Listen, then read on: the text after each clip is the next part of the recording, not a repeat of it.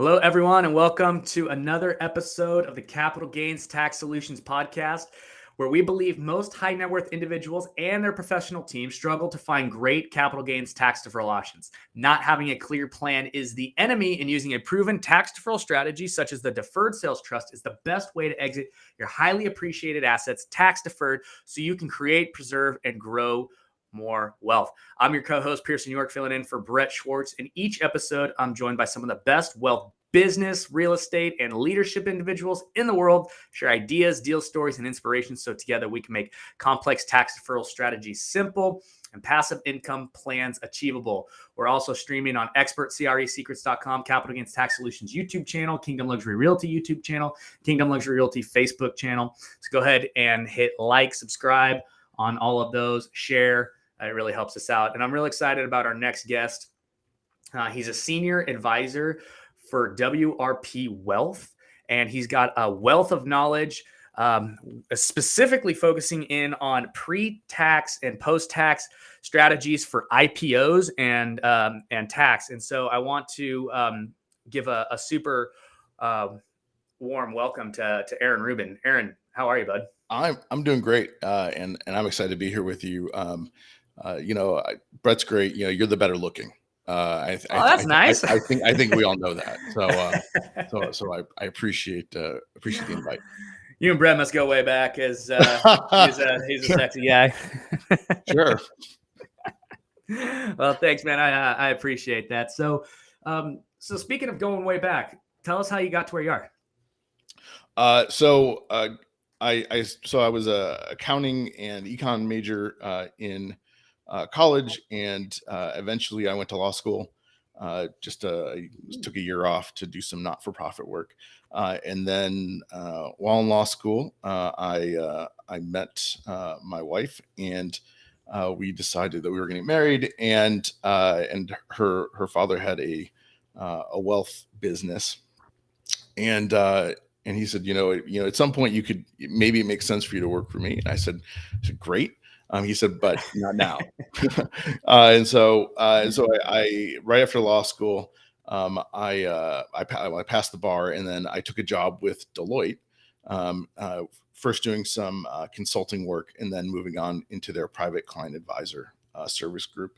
And after a year there, I hopped over to a regional firm, Abbott, Stringman Lynch, which was great. And a little more work-life balance there. But again, it continued to expand my skills with regard to estate and trust planning, as well as income tax planning.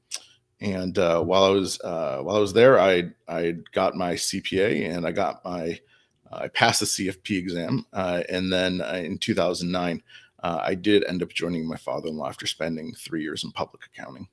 So that's how I got here. And then over the last 13 years, I've worked with a number of high net worth clients, and certainly in the last probably 4 to 5 years, we've seen a major uptick in our firm with clients who are in that pre-IPO phase of their lives. So we got a lot of experience there. We have a tax firm in house, which makes us a little bit different than a lot of other firms like us. And because I have the background as a CPA, and I've done tax returns, I understand a lot of that stuff. And so we do a lot of planning around tax, and then we're on the wealth side as well. Awesome. So we're going to geek out because, as we talked earlier, we love paying what we're obligated to pay and not a cent more. So yeah, no, screw the government. No, keep your own money. So interesting. Okay. I want to dive into that. But before I do, I believe everyone has some spiritual gifts, superpowers, strengths, whatever you want to call them. What are one or two of yours that have led you to be as successful as you are today? So my superpower is understanding how systems work. In terms of it may take me a while to figure out that system, but eventually I get good enough where I can manipulate it and I can do what I want with it. So as a for instance, when I was in law school, my first year was was fine. I mean, I did okay, but I definitely wasn't, top of my class, because I didn't understand how the whole test taking system thing worked in law school. But once I got a year under my belt and I understood the whole thing, I was like, oh, okay, well now I know I have to do X, Y, or Z, and so I was able to to really be successful that way, and ended up graduating with honors. So again, started at the bottom 50%, moved up to the top 25%, and that's what I do really well. And that served me, with my clients, when it comes to that tax piece, and how everything integrates with one another. How does estate and income tax and investments all play together, and how can we change and manipulate those things to get the results that we want? That's really interesting. I've actually never heard someone be like, "Oh, I can manipulate and figure out systems really well." Like that's actually a really interesting superpower, because if you can't do systems and you can't implement processes and learn how they fit together and conceptualize, like, this piece over here that fits with this piece and how to make them integrate, like, you know it's it's hard to do. So the fact that you're really good at that it means your business probably like really squared away. So that's awesome. Yeah. And a lot of people, you miss opportunities when you don't see those integrations. So hopefully Yeah, we don't miss many. absolutely awesome. So having said all that, what's the number one secret to maximizing after-tax cash flow with these IPOs? Let's talk about that. Well, the secret the secret is you need to start planning well before the IPO process starts. Um, and a lot of people, when they go into a new company, whether it's working or whether it's investing in it, they don't take the steps they need to do on day one. That's going to help them immensely down the line. So, for instance, there's a lot of people fail to make 83B elections on their stock, and so what that means is that they get taxed over time rather than upfront, when the tax would be much lower. And so, the secret is you got to keep on kind of doing those tax projections and doing the projections of the stock, over a long period of time. And you can't forget about it and just say, okay, well, these options exist, but my head's down, I'm at my job, which is understandable. And I'm just going to ignore those stocks until I have to do something with them. And then by that time, it's too late. There's not a whole lot you can do. So give me an example. So okay, I'll give you an example, and you can let me know from there. So I have a brother-in-law who works at Acorns, right? Has 5,000 stock options at 92 cents, right? They're set to IPO if they haven't already, here soon. And, they're going to go, I don't know, $20 a share, Mhm. right? Now, this is a smaller case, of course. And I'm just kind of making some Yeah. stuff up. But so what does he need to do in order to walk me through the process? Yeah. So again, I don't know when your brother-in-law started, but if he started 3 years ago, when the valuation of the company when he started was 92 cents, it's possible. Again, different companies have different rules. So again, it's hard to make general statements when every company has its own stock plan. But assuming that he could have, let's say, early exercised the stock, and by that I mean purchased the stock before it technically vested, the difference between the valuation and what he paid for it would be zero. Okay. So then what happens is, you could tell the IRS, essentially you have to pay the 92 cents a share to the company before you actually vest those shares. You tell the IRS, hey, by the way, I did this and I want you to tax me on the difference between the strike price and the fair market value, which is zero. So you pay zero tax up front, but you have to pay, you buy the shares. As those shares are vesting, right, the value has gone from 92 cents to $1.50 to $3, and it keeps going up over time. When that happens, and when they vest, when you should get the shares, you don't get taxed on those shares because you're already paid the tax already, because you told the IRS, hey, tax me on this. Now, when you go to sell them, you're going to owe the tax, but you don't have to pay the tax incrementally along the way. And that could save you some money, especially if we're talking about non-qualified options. The delta ends up on your W-2. And, as you know, offsetting W-2 income is very difficult. Yeah. And so if you're if it was included in his W-2 over, the last 4 or 5 years, by the end, he could have, I mean, again, it's 5,000 shares. It's not 50,000 shares, but again, the higher the number, the more valuable it is. You avoid paying tax later on for W-2, and you get to move that all into capital gain, which can be offset a lot more easily than W-2. Right.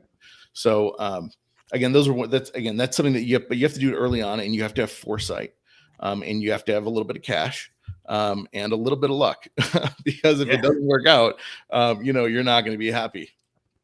So there is an absolute risk involved with doing this particular strategy, because if the company that's a startup goes belly up, then you're left with these shares that you've already purchased that are essentially worthless. Now that you could probably take those and do like a tax loss harvest or something like that, and try and manipulate it for the future. But yeah, it sounds like you have to really be confident in your company that it's going to go.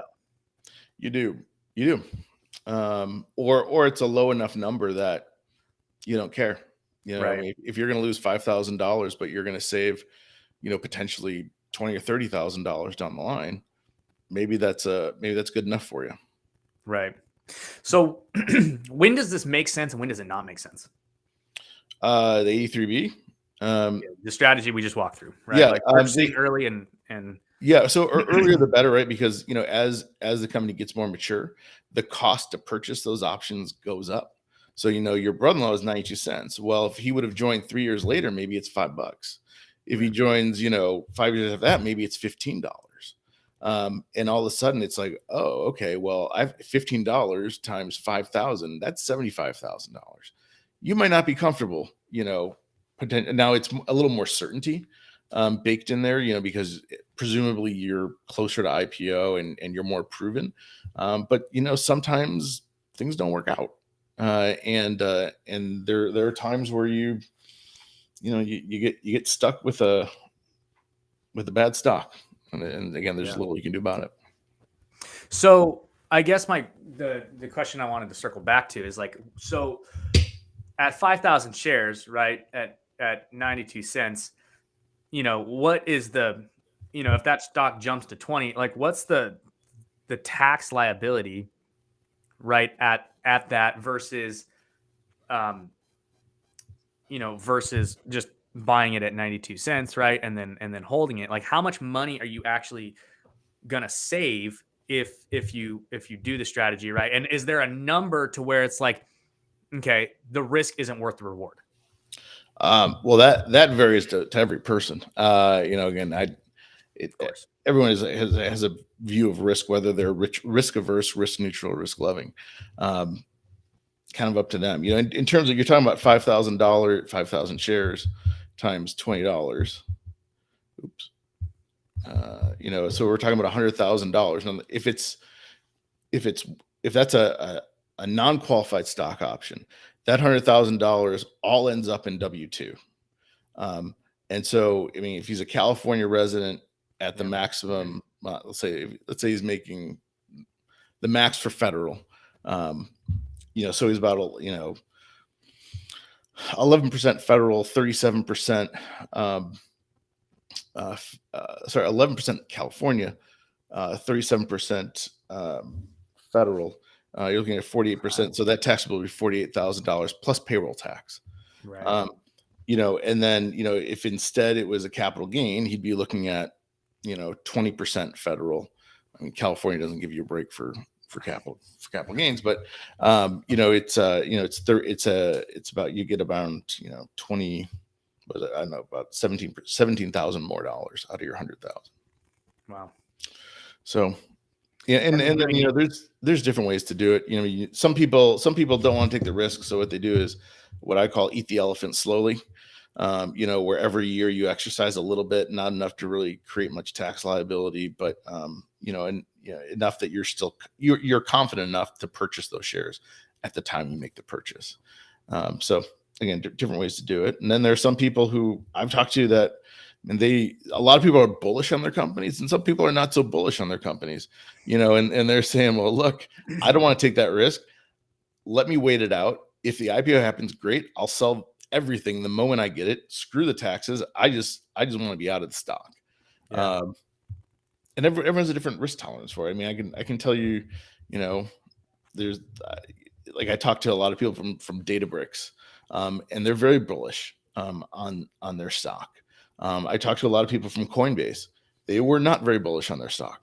And again, everyone has this different perception of what their upside is. Yeah, definitely. Okay. So it really is just getting in early and then sitting down with your financial planner, like you guys sitting down with WRP and figuring out, okay, based on your unique situation, what's the best way to go about this? Yeah, And what's your risk tolerance, right? And what's your end goal? yeah. And truth be told, there's your option isn't come up with the cash, or else there are people who will lend you the money to buy the stock options Yeah. if you don't have it, and they'll pay the tax for you. Um, it costs, right? I mean, nothing's free. But if you feel really confident about your company, but not confident enough, or you don't have, a couple $100,000, a couple $1,000,000 to make that exercise, there are people who give you the money. And how many of these, like, I don't want to say kids, right? But how many of these kids like are coming into your office like early, and who have the wherewithal to think, a 22-year-old kid out of college who's a software engineer who's just a coding guy who's just straight up sitting on his, in a Starbucks, right, and typing in on his Apple, like, skating around. How many of these people are you seeing come in, and how are you kind of, I don't want to say like getting the word out, but like marketing and being like, hey guys, like you need to think about this. Yeah, so and that's a fantastic question. I'll say this: we don't get a lot of like really young kids. Like, I mean, we get a lot of people who it's like their second rodeo, where they got burned really bad on that first one, and they were like, "I don't want to do this again and Right. screw this up. I need someone who knows what to do." Because when you're younger, it's like, "Oh, I can figure this out," and it's like, Yeah. no, it's complicated, and so we see a lot of people who they're in their mid to late 30s. They have they have young kids, they have the house, but or maybe they don't have a house and they're waiting for this big liquidity event. And the way we market is we have a couple ways that we do it. One, our blog is pretty strong. Like, our website speaks to people who are in a pre-IPO situation, so they tend to find us if it's important to them. Right. And then we have outbound marketing strategy as well that we outsource to a group. So, and we get some traction with that. Awesome. Okay, cool. So before the show, we were talking about the just some different strategies and whatnot, and you brought up you call it a deferred installment sale. Yeah, I think I said IST. Install. I don't know. I get lots of acronyms out there. So, Yeah. Deferred Sales Trust, I think is what I called it. Installment sales trust. Yeah. So what we focus on over here is we focus on what's called a deferred sales trust, not to be confused with a Delaware statutory trust, Right. which is basically just a 1031 into a REIT, but a deferred sales trust, which allows you to sell any highly appreciated asset and basically put it into this business trust that you can use almost like a self-directed IRA account and invest in whatever you want. It's like kind of agnostic. There's no time constraints like a 1031. There's, it doesn't just work for real estate. It works for stock. It works for crypto. It works for IPOs. It works for businesses. It works for all these different things. And, kind of like before the show, you said, hey, I don't have a great opinion about it. So I kind of just want to dive in a little bit and find out a little bit more about what it is that and what it is that your concerns are, and to see if we can potentially work through them a little bit. Sure. Yeah, and it drives me the DST thing, and I've read it all the time. Like, the first time I read it, I'm like, what's big about? I mean, I know about Delaware Statutory Trust because we have clients that are interested in them, but I got to remember, it's the Deferred Sales Trust. So I'll preface all my comments by saying, I don't have a problem with it, with the in the concept. I think the biggest issue that I think tax people, professionals have is that it's really unsettled. And there's the guidance from the IRS is minimal as it comes to Delaware. Was it Delaware District Trust? As it comes to the Deferred Sales Trust, and the FTB has put out some guidance on there that's, again, it's wishy-washy. So I to me at this point, it's not settled enough, for my taste. I've read the FTB notice, 2019-5. I've read a lot of literature on it from other professionals as well. And again, it's one of those things where it's like, well, we don't know. I mean, the part of the problem is that the IRS and again, the FTB is the Franchise Tax Board, and Right. to me, that's California, by the way. I'm well aware. Okay, all right. So yeah. So and the FTB is aggressive about everything, but they're purposefully leaving it vague, and I think we all know that, and because they don't want to take a stand on it because they're afraid they're going to lose. And if they lose, that'd be a bad thing for them. So they're really looking for the perfect test case to go along so they can invalidate the whole concept. And my thing is, I don't want my clients to be one of those tests. I don't want my clients to be that test case, right? Like to be a really bad result, or have their structure invalidated because of a test case that comes through that's bad news. What I've always wondered, and maybe you can shed some light on this for me, is why doesn't the DST community come together with a fact pattern, pay the probably $30,000 to $50,000 it is to get a PLR, to get a private letter ruling from the IRS, and even though the PLR, you can't rely on that as precedent, it would at least give preparers and consultants like me a little more faith that it'll work, and that we're not going to look like morons, and that we're not going to be sued by our clients for making that recommendation. So again, I don't have a problem with it, per se. It's not like, okay, these things are fraud, and I because I don't think so. I mean, I think the rules are pretty clear. You have to have the independent, fiduciary, who's managing the trust. You can't. The IRS is not looking kindly upon people taking loans from the installment sale. So I think that is fraught with peril. And I think as long as you're not doing that, I think if you're taking the loan, if you're getting the $10 million note and then you're taking a $9 million loan on it, I think the IRS is will crack back on you pretty hard. For sure.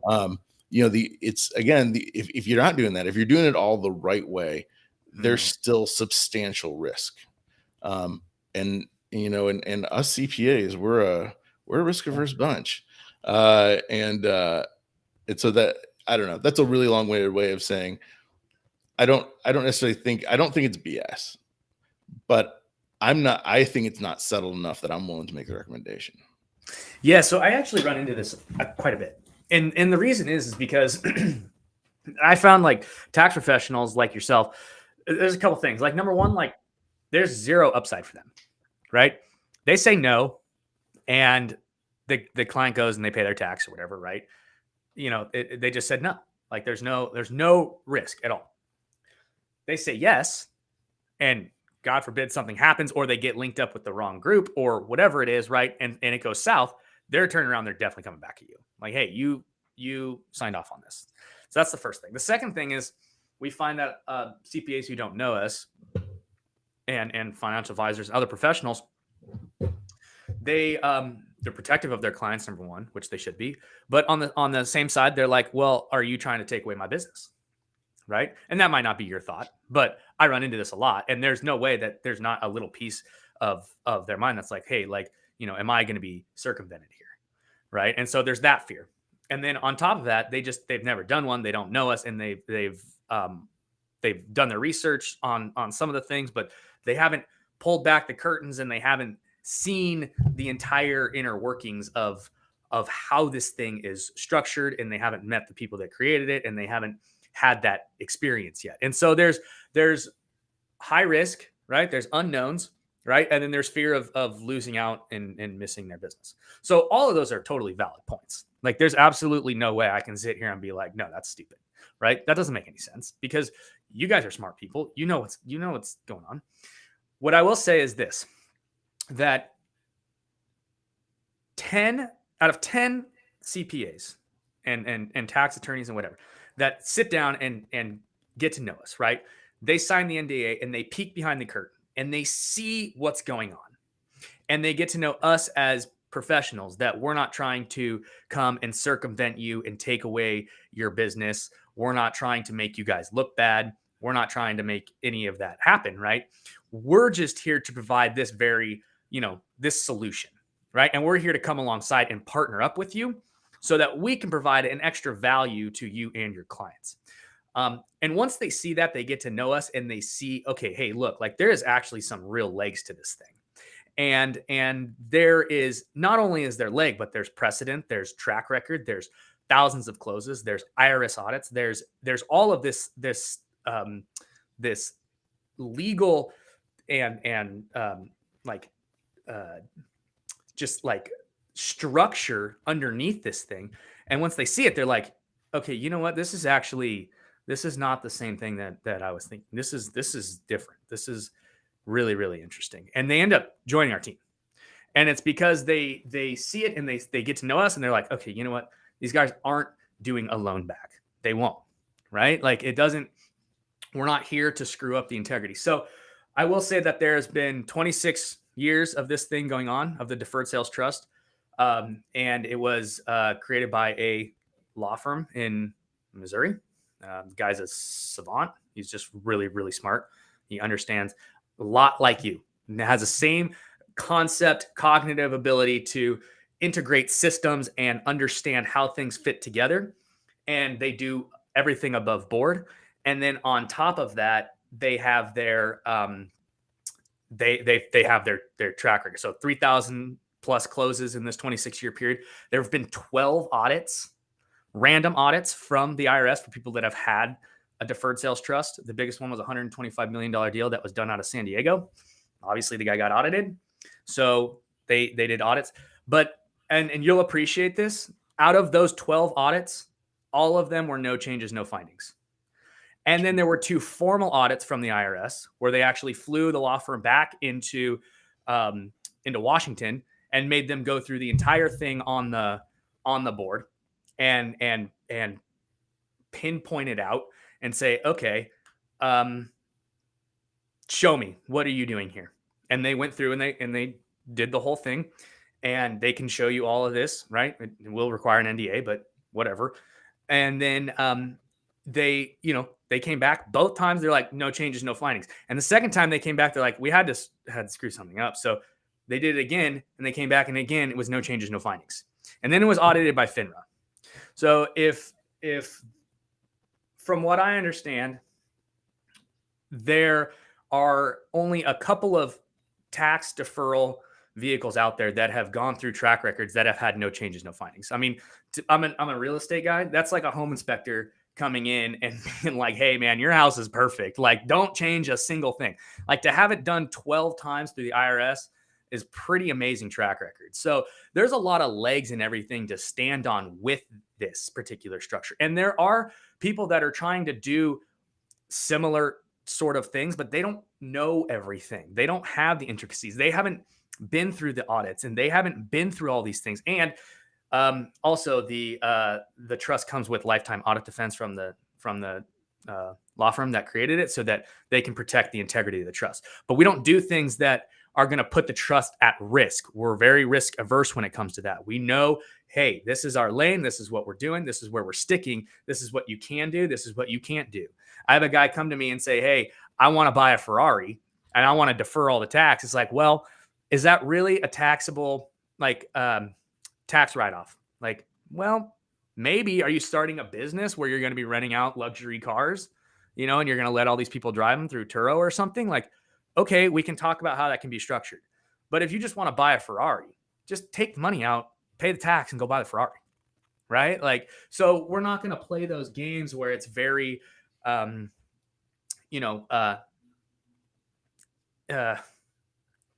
like gray. We're not going to play the gray game. So, and then on top of that, you have to think about this, right? So there's a high risk, right? Is it high enough to where if you have a significant tax, and you're paying that tax, is it worth it to pay the tax without having any sort of like recourse? So let's say they come back and they're like, hey, you can't do that or whatever, right? Okay, then you pay your tax.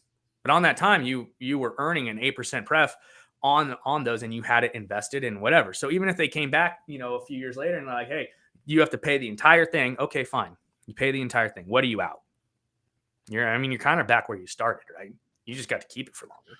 Well, it depends on what kind of penalty they decide. I guess that's true, right? If you're funding some cartel or something like that, and they come back, okay, you might be right. But if you're just doing the standard investments that we would allow, then so those are just some food for thoughts, and we would love to continue that conversation with you, and bring you into the guys and let them show you what's going on and walk you through the intricacies. And honestly, I think you would find it fascinating because the way your mind works, and and just like I think you would geek out big time on especially with Todd and just how you guys like think. I think you'd be like, okay, this is really smart. So just some food for thought. Yeah, I've told the people that I've talked to about IST, DST, though. Again, they're pretty similar. It's been just can show me an audit. What did they say? Like did they address it? Did they find under the the 453 that it was valid, that they didn't consider a constructive receipt, or if it's a much larger transaction, did they assess, was it 453A on it, and what did that look like? So curious about all that stuff. Yeah, and that's a phenomenal question that we would have with Todd, and you could have all of that answered and whatnot in the back end. So he's the savant. I'm just a nurse. Like I don't, I don't. I'm but you're good looking. Thank you. This is the second time. So yeah, I can ask questions, right? Sure. So, anyways, but anyway, so that is just kind of the I would say the other side, and then the final thing is who are the people that are doing these things, right? And what is they like? How many closes have they done? How many transactions have they done? How much assets under management do they have? Like, where's the funds going? Like, what people are you using? Like, all of this, anybody can just kind of throw something together and then just be like, oh, well, that thing doesn't work. But if you're doing it with the right people, it's a totally different situation. So, hopefully, it's a totally different situation. Yeah. The biggest question that no one is answering, and when I say no, I mean the FTB and the IRS. No one's willing to take a stand on constructive receipt, because again, they're scared. And so again, what that tells me is there's a reason why they're scared, right? Because they think there's a good chance they're going to lose. So again, I don't want to pretend like it's like, oh, this thing's complete without merit. But as I said, I'm happy to look under the hood, and again, I just like plumb curiosity. Yeah, I peeked it a little bit. So you guys can find out a lot more about the Deferred Sales Trust at capitalgainstaxsolutions.com, or go into the YouTube channel. There's a ton of content in there. And then if you guys have your own, unique story, deal story, or whatever that, or live deal, you can start your Deferred Sales Trust today at capitalgainstaxsolutions.com. So Aaron, I want to just kind of circle back to something that you said a little bit earlier, and that is kind of getting in early. And that is probably one of the most important things that you can do, right? Like, how important is that? Yeah, I mean, the earlier you start, the better. When we really lick our chops when when someone says, hey, I started this company around the A round, right before we got our really big funding. I mean, because you could be looking at qualified small business stock. It's $10 million of tax-free gain from a federal perspective. I mean, of course, California is going to screw you, but the federal government, you're going to get a big number there. And if you do a lot of planning, you can multiply that number. You can do some really, really interesting things early on. And so again, the earlier, the better. The earlier, the riskier. And so it's one of those things where you have to assess. No one goes into a company thinking, oh, well, it's probably not gonna be that good. Everyone goes in being like, you know what, this could be the next Google.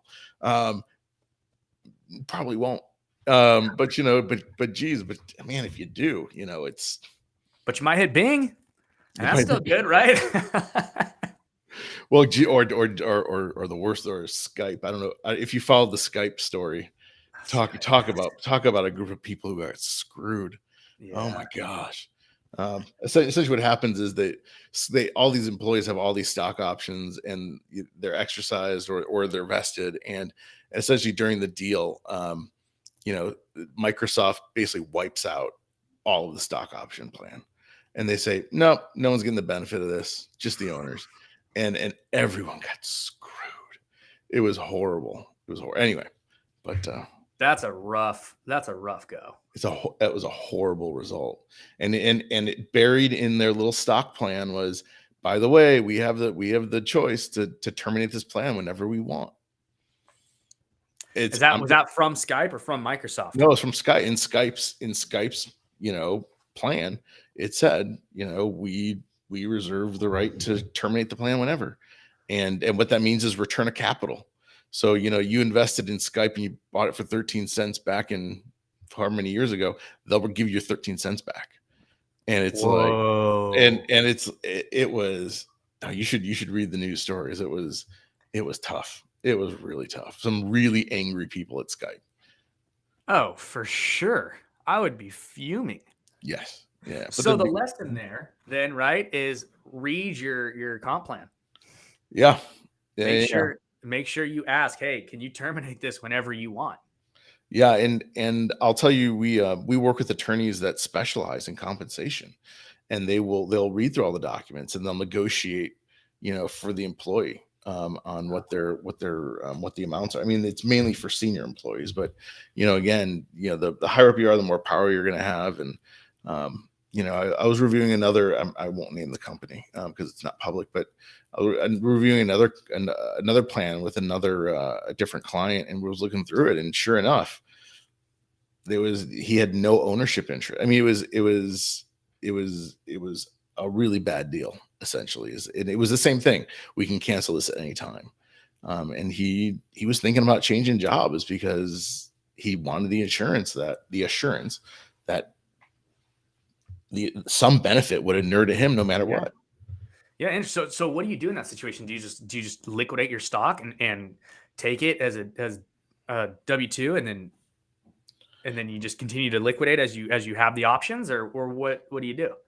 Yeah. I mean, if you're not willing to take the risk on it, you wait until it goes public, at which point, again, they can terminate that plan at any time. It's like, hopefully, obviously when you go public, it's a different story, but before then, it's, you just sort of wait and say, well, I'm not going to do anything until I have my guarantee. And then you do it slowly, or, you can exercise, sell some, pay the tax on it, invest it in something that will give you some capital losses that will offset your capital gains in the future. But yeah, it can be a tough situation. Yeah. Wow.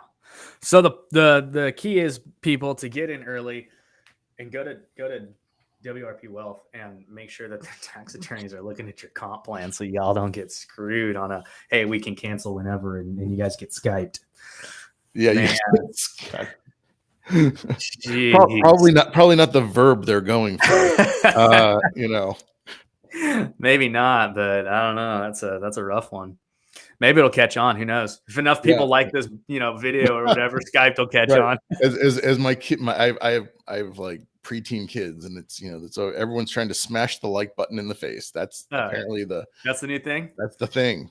Smash the like button in the face. That's it. You got it. You so got people it. don't get Skyped.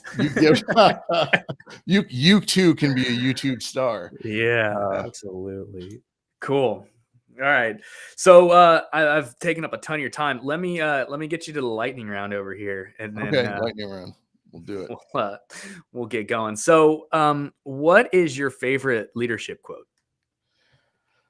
Oh my gosh. I don't think it's so much of a quote. It's what I always loved was Alexander the Great's leadership style.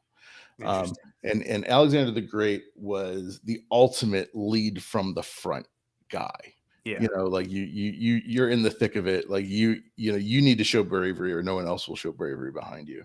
Or I guess would be in front of you if you weren't showing bravery. But in so much so that he was injured, pretty severely early on. He if you look at his little shin guards that they wore back in the day, one is significantly smaller than the other because of the injury. So he was dedicated to it. Yeah. So lead from the front, I guess. Yeah. That's very interesting. What is your favorite book? Financial Adulting by Aaron Rubin. No, it's yeah. I do have a book. It was plug it. Yeah. So I wrote a book. So I have this passion for helping young professionals do better with their money. So I wrote a book a couple of years back and called Financial Adulting, available on Amazon and Kindle. On Amazon. Is it on your website? I don't think it's on our website because it's more of a passion project now, like a core business project. Again, it's something I did for fun because I guess I'm weird. But that's yeah, awesome. yeah. No, so that for me it's a great book. I mean, it tells lots of stories from my childhood, which I find fascinating. But aside from that, my daughter and I listen to murder mysteries in the car. That's like our thing. And I tell you what, I really liked "And Then There Were None" by Agatha Christie. Yeah, that was a good book. It was good. So, and then we just finished "In Cold Blood" by Truman Capote, which was really good too. Nice. Okay, so Financial Adulting by Aaron Rubin, and then There Were None by Agatha Christie. Yeah. Me and Agatha, we're getting after it. Getting after it on the Audible. I probably just have to write like 60 or 70 more books, and then I can be as prolific as Agatha Christie. The next book, Don't Get Skyped. Don't Get Skyped by Aaron Rubin. I love it. It's a good one, man. Microsoft might object to the Microsoft might try and sue you, but don't worry. How many lawyers could they possibly have? I don't know. They're probably going to shut me down here soon. I'm going to get a letter from. Yeah, right. Yeah, you'll probably listening to me right now. Look at a cease and desist. So, all right, last one. What are you most curious about right now? Oh gosh, scientifically, or there's so many things to be curious about. Gosh, I'm super curious of what's happening what will happen with the Ukraine. It's I think Mr. Putin has gotten himself in quite a pickle. And Ukraine. What's that? So it's funny how that things work. Huh? Yeah, but the Ukrainians are in a pretty bad spot too. So, per usual, war leads to no winners most of the time. So, I think unfortunately, my guess is the ending is not going to be pretty. Yeah, that'll be interesting. So, anyways, okay, cool. Any final thoughts? Final thoughts. If you're doing planning, start with your budget. Always start with your budget. Lots of people don't have one. As a matter of fact, I tracked down that statistic. I mean, and way over half of people have never done a budget in their lives. And if you don't know where you've been, you're not going to know where you're going. So get a budget done so you can make changes. You'll never change if you don't have a budget. Yeah, absolutely. Awesome. All right. And if you guys want to get a copy of Aaron's book, you can go to Amazon and buy that.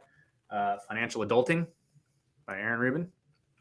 You can also schedule an appointment with Aaron at wrpwealth.com.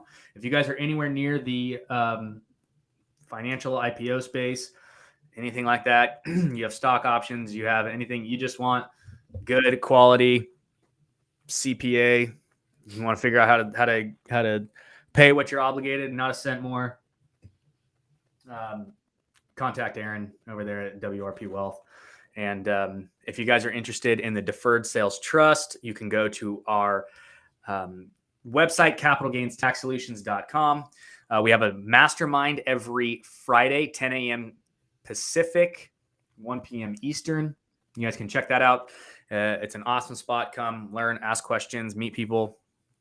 A lot of great information. You can also start your Deferred Sales Trust today by going to Capital Gains Tax Solutions, and you can find a ton of information on YouTube and continue to listen to the podcast.